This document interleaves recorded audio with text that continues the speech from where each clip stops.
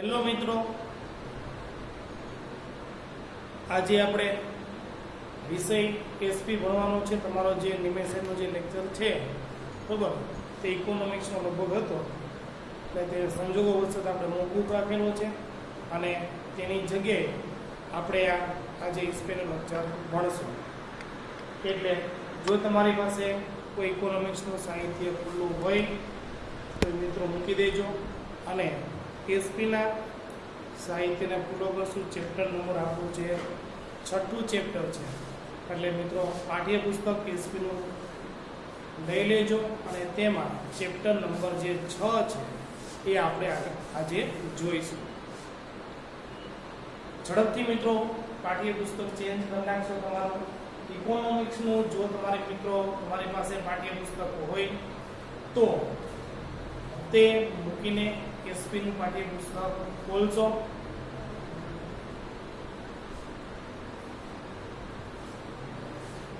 જોઈએ મિત્રો તો આપણે ચેપ્ટર નંબર જે 6 છે તેમાં ખાસ કરીને મિત્રો ધ્યાન રાખવાનું છે. 11 કોમર્સમાં એસપીસીસી માં આપણે ચેપ્ટર નંબર જે 6 છે સીસી વિભાગનું, તો એમાં 3 અહીંયા પત્રોની વાત કરેલી છે. બરોબર, કયા 3 પત્રો છે?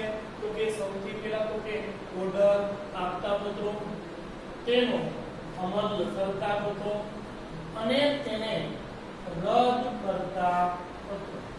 આ 3 જે પત્રો છે તો એ 3 પ્રકારના પત્રોને આપણે આ ચેપ્ટરમાં જે સમજવાનું છે.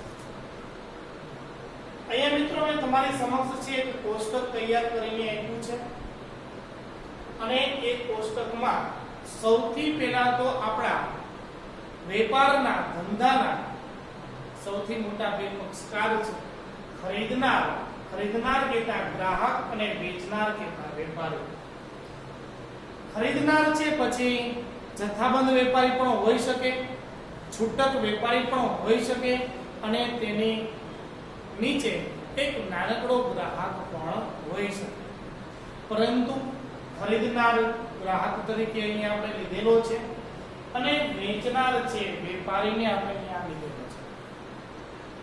વેચનાર છે કોઈ પણ ઉત્પાદક પણ હોઈ શકે, જથ્થાબંધ વેપારી પણ હોઈ શકે અને છૂટક વેપારી પણ હોઈ શકે. તો આની પહેલા મિત્રો આપણે જે 5મું જે ચેપ્ટર હતું બરોબર, 5મા ચેપ્ટરમાં આપણે પત્રોની શરૂઆત કરેલી હતી.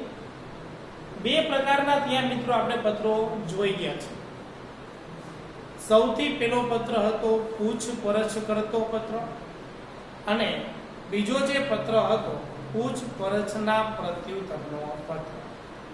તો સૌથી પહેલા તો પૂછપરછ કરતો પત્ર લખે છે કોણ? તો અહીંયા પહેલા પત્રમાં જો અહીંયા તમને કીધું છે ખરીદનાર એટલે કે ગ્રાહક. કોઈ પણ આપણે સામાન્ય બજારમાં ચીજ વસ્તુ ખરીદવા માટે જઈએ તો આપણે પહેલા પૂછપરછ કરીએ છીએ. એટલા માટે સૌથી પહેલા પૂછપરછ કરતા પત્રો કોણ લખે છે? ખરીદનાર અથવા તો ગ્રાહક. આવા પ્રકારના પૂછપરછ કરતા પત્રો લખે છે. પરંતુ તેનો પ્રત્યુત્તર આપે છે કોણ? તેનો પ્રત્યુત્તર આપે છે વેચનાર કહેતા વેપારી.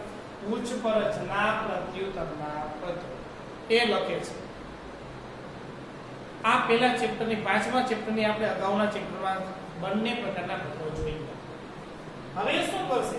પૂછપરછના પ્રત્યુત્તરના પત્રોમાં વેચનાર વેપારીએ તમને જવાબ તો આપ્યો. હવે આપણે કીધું તો ને છેલ્લે કે જો તમે તમારી શરતો અમને યોગ્ય લાગે બરોબર, તો અમે તમને મોટા ભવિષ્યમાં ઓર્ડર આપશું. તો એ શરતનું હવે પાલન થાય છે. ઓર્ડર આપતા પત્રો. તો ઓર્ડર કોણ આપશે? તો કે ખરીદનાર અથવા તો ગ્રાહક છે ઓર્ડર આપે છે. તમે ઓર્ડર આપતો પત્ર લખી નાખો, ત્યારબાદ તેનો અમલ કરતો પત્ર લખે છે. એટલા માટે વેચનાર વેપારી છે, તમે જે પ્રમાણેનો ઓર્ડર આપ્યો છે તેનો અમલ કરતો પત્ર લખે છે.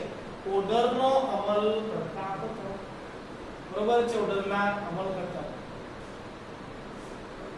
કારણ કે વેચનાર વેપારી છે, તમે જે યાદી આપેલી છે જેટલાનું જે ચીજ વસ્તુ જોઈએ છે તે પ્રમાણેનો માલ સામાન વેચનાર વેપારી છે ચીજ વસ્તુ કાઢી દેશે, યોગ્ય બોક્સ પેકિંગ કરી દેશે, બરોબર છે, અને આ ચીજ વસ્તુનો અમલ કરશે. અને આ અમલ કરતો પત્ર હવે તમને લખે છે કે મેં તમને આ પ્રમાણેનો માલ સામાન મોકલી દીધો છે. કોણ લખે છે? વેચનાર વેપારી અમલ કરતા. અને ઓર્ડરનો અમલ કરી દીધો ત્યારબાદ કોઈ પણ કારણોસર વેચનાર વેપારી પાસે તમને ઓર્ડર તમે એને આપી દીધો, પરંતુ કોઈ પણ કારણોસર વેપારી પાસે માલ સામાન નથી, ખલાસ થઈ ગયો છે. ઓર્ડર તો પહેલા એને લઈ લીધો હતો અને ઉત્પાદક પાસે અથવા તો જથ્થાબંધ વેપારી પાસે પૂછ્યું, ભાઈ આ પ્રમાણેનો મારે માલ સામાન આપવાનો છે, તમારી પાસે માલ સામાન છે કે કેમ? તો છે નહીં. એટલા માટે વેચનાર વેપારી તરફથી શું કરતા હોય? ઓર્ડર રદ કરતા પત્ર લખતા હોય. ઓર્ડર રદ કરતા પત્ર લખે છે કોણ? વેપારી. પ્લીઝ સોરી, અમે તમારા ઓર્ડર મુજબનો માલ સામાન પહોંચાડી શક્યા નથી. એટલે ઓર્ડર રદ કરતા પત્રો વેપારી તરફથી પણ લખવામાં આવે છે. અને અહીંયા ખરીદનાર ગ્રાહક તરફથી પણ ઓર્ડર રદ કરતા પત્રો લખવામાં આવે છે. આપણી પાસે મોટા પાયે દુકાન છે, ભાગીદારી પેઢી છે, બરોબર, મોલ જેવડી મોટી દુકાન છે, એમાં 2-5 જણા કર્મચારી કામ કરતા હોય, વેપારી છે કાઉન્ટર ઉપર બેઠો હોય, અને ખરીદનાર ગ્રાહક છે આવે છે અને માંગે વસ્તુ, બરોબર, તો ગ્રાહક છે શું કરે છે? તો કહે છે કે શેઠ, જે ગ્રાહક વસ્તુ માંગે છે આપણી પાસે ખલાસ થઈ ગઈ છે. હા, અને એનો જે ગ્રાહક જે કર્મચારી છે તેનો શેઠ એટલે કે વેપારી શું કરે છે? તે સીધો માલ સામાન મંગાવતો ઓર્ડર લખે છે, ફોન કરીને જાણ કરશે. ઓર્ડર આપતો પત્ર લખે છે. ઓર્ડર આપતો પત્ર તેને લખી નાખ્યો અને પછી તેના જે કર્મચારી કામ કરે છે તો તેના કર્મચારીને થયું કે ના, આ તો આપણી માલ, આ પ્રકારનો તો માલ સામાન આપણી પાસે છે, એટલે ક્યાંક એને આડોડો દુકાન મોટી, એટલે ક્યાંક એને આડોડો માલ સામાન મૂકી દીધો હોય ને પછી નજરમાં આવે તો હવે તો તમે ઓર્ડર આપી દીધો છે, બરોબર. ભૂલ કોની છે? કર્મચારીની ભૂલ છે, જે આપણો માણસ છે તેની ભૂલ છે, બરોબર. તેના કારણે પણ એક આપણા કર્મચારીના કારણે પણ આપણે ઓર્ડર રદ કરવો પડતો. તો ઓર્ડર કોના પક્ષથી આ રદ થાય છે? ગ્રાહકની જે ખરીદનાર છે તેના પક્ષેથી પણ આ ઓર્ડર રદ કરવામાં આવતો. અને પછી આ વેપારી જે છે એ પોતાના વેપારીને એટલે કે જે જથ્થાબંધ વેપારીને છે જાણ કરશે કે અમારા કર્મચારીના કારણે અમે આ ભૂલથી તમને ઓર્ડર આપી દીધો હતો, બરોબર. એ ઓર્ડર આપણે રદ કરતો પત્ર લખવાનો છે. એટલા માટે ઓર્ડર રદ કરતા પત્રો પણ ખરીદનાર એટલે કે ગ્રાહક તરફથી આ લખવામાં આવતા. એટલે અહીંયા મિત્રો બંને તમને સમજાવ્યું છે. ઓર્ડર રદ કરતા પત્રો ખરીદનાર તરફથી પણ લખી શકાય અને વેચનાર પક્ષ તરફથી પણ હોઈ શકે, બરોબર. એટલા માટે મિત્રો ખરીદનાર અને વેચનાર બંનેમાં અહીંયા તમને સમાવેશ કરેલો છે. ત્યારબાદ છે ઓર્ડર રદ કરતા પત્રો તો આપણે લખી નાખ્યા. ત્યારબાદ કોઈ પણ કારણોસર ખરીદનાર શું કરે છે? દાવા અને ફરિયાદના પત્રો લખે છે, બરોબર. દાખલા તરીકે એક કારણ છે કે તમે જે અમને માલ સામાન મોકલાવેલો છે, એટલે માલ સામાન મોકલાવેલો કોને હોય? વેપારીએ, વેચનાર વેપારીએ માલ સામાન મોકલાવેલો છે, પરંતુ તેના પેકિંગમાં યોગ્ય પેકિંગ હતું નહીં. એટલા માટે એને શું કર્યું છે? તો કે એનું જે પેકિંગની ચીજ વસ્તુ હતી એ કેવી થઈ ગઈ છે? ખરાબ, તૂટી ગઈ છે, ડેમેજ થઈ ગઈ છે. એટલા માટે દાવા ફરિયાદના પત્રો કોણ લખે છે? ખરીદનાર ગ્રાહક છે આ દાવા ફરિયાદના પત્રો લખે છે, બરોબર. ફરિયાદ કરતો પત્ર કોને લખશે? વેપારીને, કે તમે જે પેકિંગ કરેલી વસ્તુ મોકલાવેલી છે યોગ્ય પેકિંગ હતું ને, એટલા માટે ખરાબ ચીજ વસ્તુ થઈ ગઈ, ડેમેજ વસ્તુ થઈ ગઈ છે. પછી હવે શું કરશે? વેચનાર વેપારી છે દાવા ફરિયાદની પતાવટના પત્રો લખે છે અને જણાવે છે કે અમે જે તમને પેકિંગ વાળી વસ્તુ તમને મોકલાવેલી છે, બરોબર, તો એમાં 10% જેટલો માલ ખરાબ છે, પરંતુ જો તમે તમારાથી આ વસ્તુ વેચાય તો વેચી નાખશો, અથવા તો એ અમને આ ચીજ વસ્તુ પરત મોકલી દેશો, અથવા તો તેના અમને વળતર સ્વરૂપે એટલા પૈસા અમે તમને કાપી દેશું. એને કીધું દાવા ફરિયાદની પતાવટના પત્રો. પતાવટ કોના દ્વારા થાય છે? તો કે વેચનાર જે વેપારી છે તેના મારફતે થાય છે. પરંતુ અહીંયા મિત્રો દાવા ફરિયાદના પત્રો છે જુદા જુદા મિત્રો ઘણા બધા કારણો હોઈ શકે. પતાવટના પણ મિત્રો જુદા જુદા વેપારી તરફથી ઘણા બધા કારણો હોઈ શકે. એટલે દાવા ફરિયાદની પતાવટના પત્રો છે વેચનાર વેપારી પણ આ રીતના લખે છે. ત્યારબાદ છે આર્થિક દરજ્જા. હવે મિત્રો જો અહીંયા છે ને ઓર્ડર રદ કરતા પત્રો, અહીંયા આપણા ચેપ્ટર નંબર જે 6 છે બરોબર, પ્રકરણ કેટલું 6 બરોબર. આ 3 પત્રો છે આ 6થા ચેપ્ટરમાં આપણે ભણવાના છે. અને ત્યારબાદ આ ચેપ્ટર નંબર છે આપણું 7મું અને આ ચેપ્ટર નંબર છે આપણું 8મું. 7મું ચેપ્ટર, આ 7મું ચેપ્ટર અને આ બંને 8મું ચેપ્ટર. 8મા ચેપ્ટરમાં મિત્રો આર્થિક દરજ્જા અંગેની માહિતી મેળવતા પત્રો કીધા છે.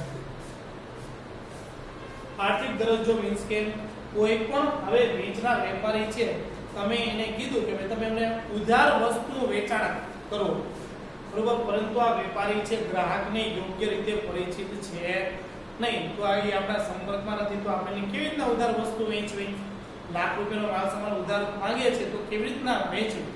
એટલા માટે વેચનાર જે વેપારી છે શું કરે છે? પેલા એક પેઢીનો આર્થિક દરજ્જો જાણે છે કે બજારમાં એની પ્રતિષ્ઠા એની નામના કેવી છે, ત્યારબાદ એની જોડે વેપારી સંબંધ બાંધવા તૈયાર થશે.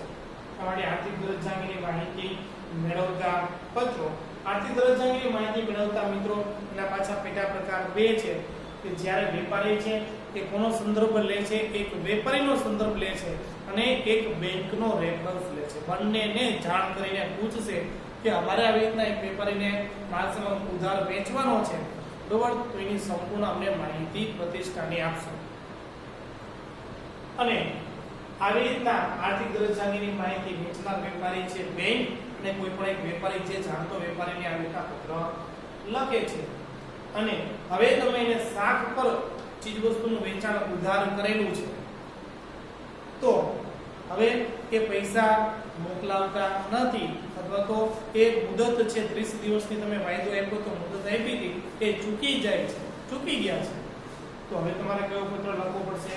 ઉઘરાણીના પત્રો પણ લખવા પડશે. તો ઉઘરાણીના પત્રો લખશે કોણ? વેચનાર વેપારી છે એ ગ્રાહક ઉપર ઉઘરાણીના પત્રો લખશે.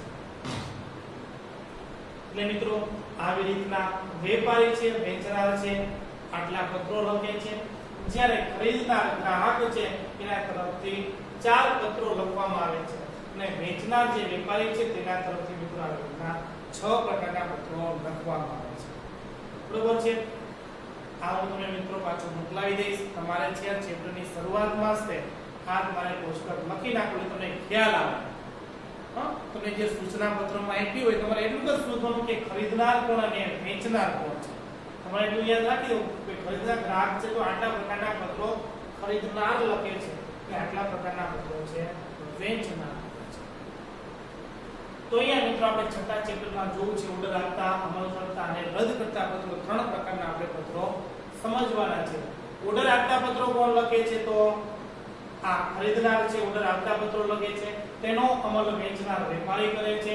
અને રદ કરતા પત્રો મિત્રો આ બંને તરફથી રદ કરતા પત્રો લખવામાં આવે છે. બરોબર? તો સૌથી પહેલા મિત્રો આપણે પ્રશ્નના સ્વરૂપે જોઈએ. વેપારના ક્ષેત્રમાં સૌપ્રથમ ગ્રાહક કે વેપારી માલ સામાન ખરીદવાના હેતુથી વેચાણકર્તાને માલ સામાન વિશે પૂછપરછનો પત્ર લખી પત્ર વ્યવહારની શરૂઆત કરે છે. સૌથી પહેલા છે ગ્રાહક અથવા તો વેપારી હોય એ માલ સામાન તેને ખરીદવો છે. ગ્રાહકને છે વેપારી પાસેથી માલ સામાન ખરીદવો છે. આ પણ વેપારી છે પરંતુ તેને ઉત્પાદક પાસેથી માલ સામાન ખરીદવો છે. એટલા માટે માલ સામાન ખરીદવાના હેતુથી આ સૌથી પહેલો પત્ર લખાય છે, જેને આપણે કહીશું પૂછપરછ કરતા પત્ર. અહીંથી જ તે મિત્રો છે બંને વેપારીઓ વચ્ચે પત્રની શરૂઆત થાય છે. આ પત્રના પ્રત્યુત્તર રૂપે, પ્રત્યુત્તર કહેતા એનો જવાબ, બરોબર છે, સૌથી પહેલો પત્ર લખ્યો કે ગ્રાહકે લખે છે કે આ પત્રના પ્રત્યુત્તર રૂપે વેચાણકર્તા એટલે કે વેપારી ગ્રાહકને માલ સામાનનો ભાવ, જે ગ્રાહક છે તેને તમારે શું આપવો પડશે? માલ સામાનનો ભાવ કોણ આપે છે? વેચનાર વેપારી. એને વળતર કેવા પ્રકારનું આપશું? એને પેકિંગ કેવા પ્રકારનું જોઈએ છે? નાણાંની ચૂકવણીની શરતો વગેરે બાબતો માટે પત્ર દ્વારા જણાવે છે. કોણ જણાવે છે? આ વેચનાર વેપારી છે ને એ પૂછપરછના પ્રત્યુત્તરના પત્રોની વાત કરે છે કે આ જવાબ સ્વરૂપે છે મેં આટલી બાબતો તેને લખીને પત્રમાં લખીને અમે તેને જણાવીએ છીએ. કોને જણાવે છે? ગ્રાહક. ત્યાર પછીના પત્ર વ્યવહારની શરૂઆત ફરીથી ગ્રાહક પક્ષે થશે. પૂછપરછના પ્રત્યુત્તરના પત્રો તો લખી નાખ્યા, હવે ત્યારબાદ કોના પક્ષેથી પાછી શરૂઆત થાય છે? તો કે ગ્રાહક પક્ષેથી આવી રીતના પાછી પત્ર વ્યવહારની શરૂઆત થાય છે. તે વિવિધ વેચાણકર્તા તરફથી મળેલા પ્રત્યુત્તરના પત્રોની વિગતો તપાસી તેમણે મોકલેલા ભાવપત્રક અને સૂચિપત્રકનો તુલનાત્મક અભ્યાસ કરે છે. કોણ અભ્યાસ કરે છે? તો કે ખરીદનાર જે છે ને તે જુદા જુદા વેપારીઓ પાસેથી તેને આવી રીતના ભાવ મંગાવ્યા હશે, પૂછપરછ કરતા પત્રો લખ્યા હશે અને તેનો અમલ કરતા એના પ્રત્યુત્તર સ્વરૂપે એના વેચનાર વેપારીએ પણ પત્ર મોકલેલો હશે. કોને? ગ્રાહકને. હવે ગ્રાહકના તરફથી ઓર્ડર આપવાનો છે ત્યારે વાત કરે છે. એટલે કીધું કે પ્રત્યુત્તરના પત્રોની વિગતો તપાસી ખરીદનાર એટલે કે ગ્રાહક છે એ વેપારીએ તમામ જુદા જુદા પ્રકારના વેપારીઓ પાસેથી આ વિગતો તપાસી તેમને મોકલેલા ભાવપત્રક અને સૂચિપત્રકનો તુલનાત્મક અભ્યાસ કરે છે. કોણ? ગ્રાહક.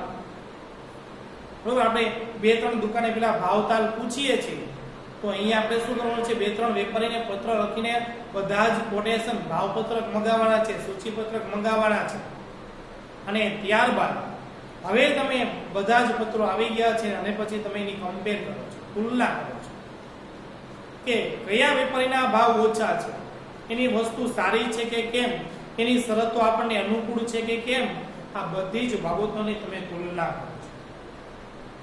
અને ત્યારબાદ કયા વેપારીને ઓર્ડર આપવાથી મહત્તમ લાભ થશે એ નક્કી કરી વેપારીને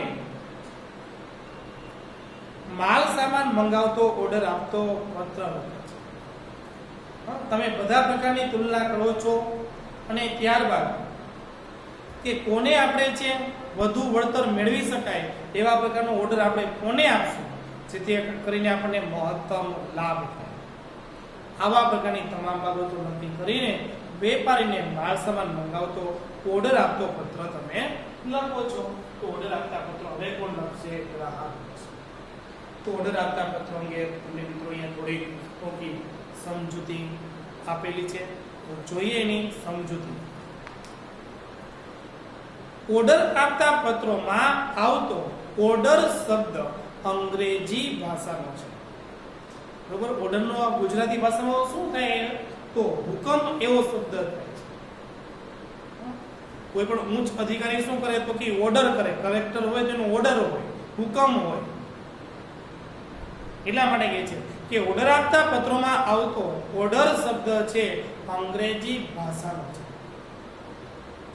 આ શબ્દનો ગુજરાતી ભાષામાં સામાન્ય રીતે હુકમ એવો અર્થ કરવામાં આવે છે.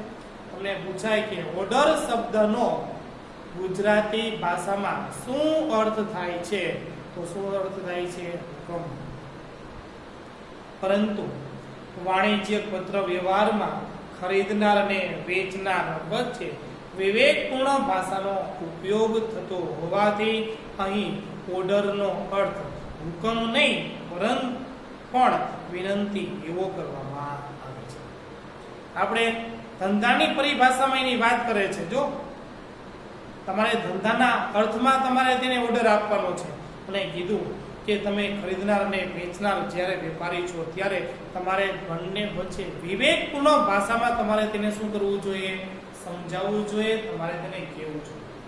એટલા માટે અહીંયા વાણિજ્યની ભાષામાં તેને આપણે ઓર્ડર ન આપવો જોઈએ. ઓર્ડરનો અર્થ અહીંયા શું કીધો?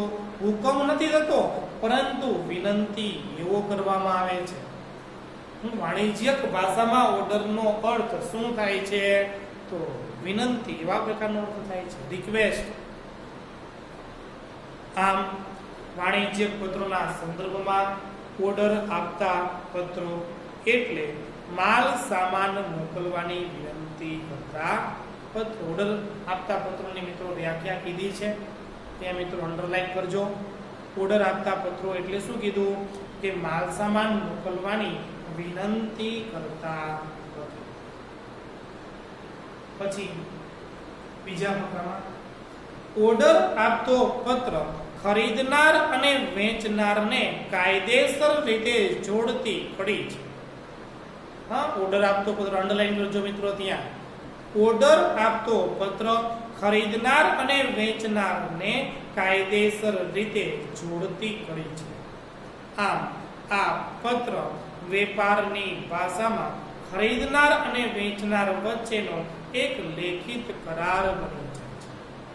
હા, વેપારની ભાષામાં ખરીદનાર અને વેચનાર વચ્ચેનો શું છે? તો કે લેખિત કરાર છે. કેમ? કારણ કે જે તમે આ પત્ર વ્યવહાર કરો છો એ તમામ પત્ર વ્યવહાર છે લેખિતમાં થાય છે. કરાર તમે કરો છો, લેખિતમાં કરો છો. તમે તો છે આ તારીખે મેં તમે પ્રત્યુત્તરના પત્રોમાં તમે તો આ ભાવ લખેલો છે, અને જ્યારે તમે અમને બિલ મોકલાવેલું છે તો બિલમાં તો તેના કરતા 10 રૂપિયા વધુ ભાવ છે. પરંતુ જ્યારે તમે આ પ્રત્યુત્તરના જો પત્રો સાચવીને રાખેલા હોય તો તમે તેને જણાવી શકો, કહી શકો. લેખિતમાં છે ને સાબિતી છે એની પાસે.